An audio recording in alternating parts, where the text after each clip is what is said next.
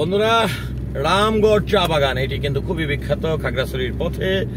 অর্থাৎ এই রামগড় চা বাগান বিখ্যাত চা বাগান, যদিও এখন এই সময়ে চা পাতা নতুন করে আবার গজাচ্ছে, কিন্তু আপনাদেরকে সেই ঐতিহ্যবাহী রামগড় চা বাগান দুই পাশে কিন্তু চা বাগান এবং চা বাগানের মাঝখান দিয়ে কিন্তু আপনাদেরকে নিয়ে যাচ্ছে এবং আপনাদেরকে রাস্তার চিত্রটি দেখানোর চেষ্টা করছে। এখান থেকে আমার বাম পাশেও রামগড় চা বাগান, ডানে বামে একদম এটি হয়তো আর এক মাস দেড় মাস পরে কিন্তু একদম সবুজে সমারোহ হয়ে যাবে, কারণ এই শীতের সময় কিন্তু চা বাগানের যে চা পাতাগুলো রয়েছে এগুলো কিন্তু পড়ে যায়, পুরনোগুলো নতুন করে হয়। আমি একটু রামগড় চা বাগানের হিস্ট্রিটা যদি বলতে চাই, যে চা বাগান এখানে রামগড় চা বাগান টি এস্টেট 1917 সালে, অর্থাৎ এই রামগড় চা বাগানের হিস্ট্রি হচ্ছে 1917 সালে।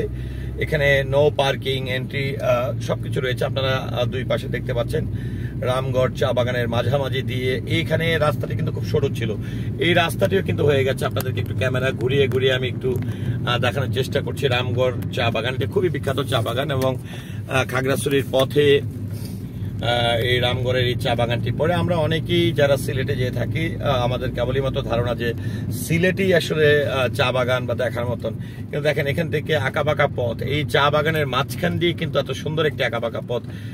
একজন বাইসাইকেল নিয়ে আসছে এবং আপনারা দেখেন এখান থেকে বাম পাশেই, এখান থেকে এ দেখেন সব কিন্তু চা বাগান, বিশাল বড় চা বাগান।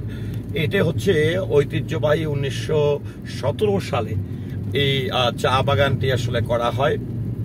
তো আমরা আপনাদেরকে এই রামগড় চা বাগানের ঠিক মাঝখান দিয়ে দূরে দূরে কিন্তু রামগড় চা বাগান আপনাদেরকে একটু দেখানোর চেষ্টা করছি।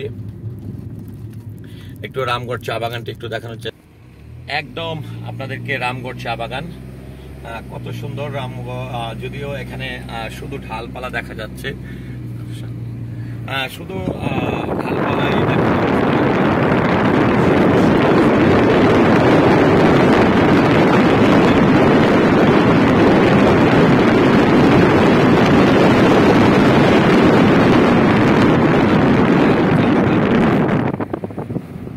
দেখানোর চেষ্টা করছি বন্ধুরা, রামগড় চা বাগান দেখেন বিশাল এরিয়া। আমরা তো মেন রোড দিয়ে যাচ্ছি, কিন্তু ভেতরে যদি প্রবেশ করেন আর আপনারা যখন আসলে অনেকে গরমের সময় যখন আসেন তখন তো প্রচুর পাতা পাবেন, চা পাতা একদম ভর্তি।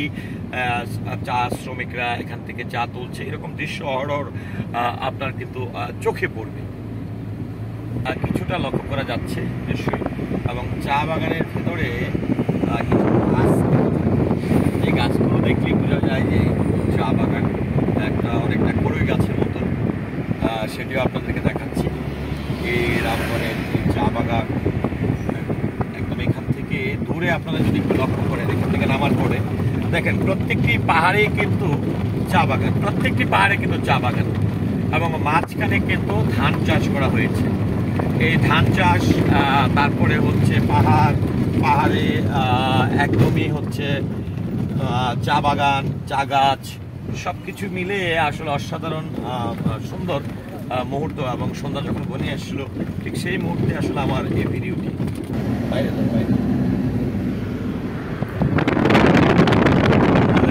এখানে কিন্তু এসে আবার ঠিকই চা বাগানে আমরা চা পাতা দেখছি। ওদিক থেকে অনেক চা পাতার গাছ কেটে দেওয়া হয়েছে নতুন করে গজানোর জন্য। একটু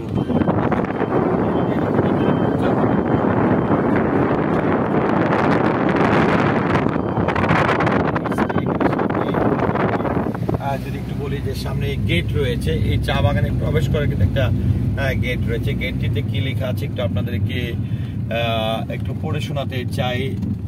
রামগড় টি স্টেট হল পেলেশন লিমিটেড স্টেট 1917 নো এন্ট্রি, অর্থাৎ আপনি কিন্তু এখানে প্রবেশ করা যাবে না, প্রবেশ কিন্তু নিষেধাজ্ঞা রয়েছে।